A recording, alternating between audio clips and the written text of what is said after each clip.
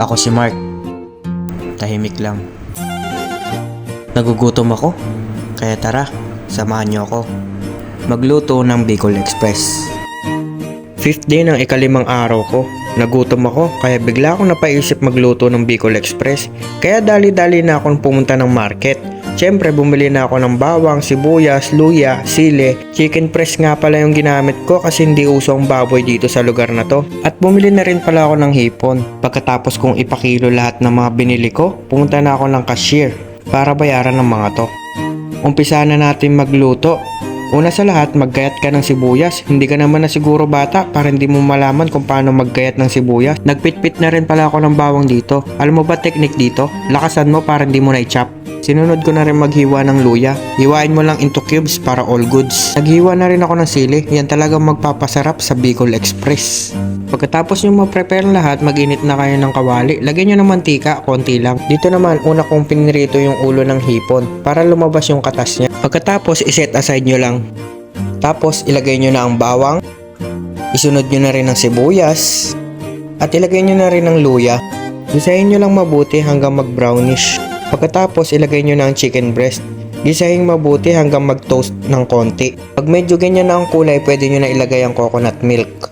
Isang lata yan pero hindi ko nilahat. Nagtira ako ng isang patak. Sumunod, naglagay na ako ng isang kutsarang alamang.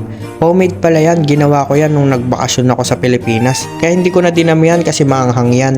Naglagay na rin ako ng kalahating kutsarang paminta. Dinamihan ko kasi mas gusto ko yung maraming paminta. Halo-haloin nyo lang ng konti. Siyempre, ilagay nyo ng sili. Hindi mawawala yung sili.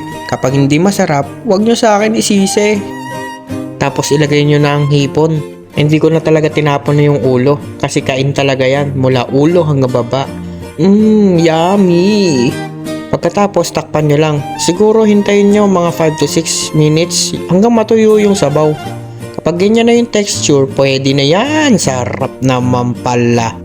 At wala! Nakapagluto ka na ng Bicol Express. Pwede mo na yang ihain sa family mo, kaibigan mo, jowa mo, kabit mo, kapitbahay na marites dyan sa inyo. Sa mga lasing na dumadaan sa inyo, pwede mo yan ipakain. At ito na ang aking presentation ng Bicol Express.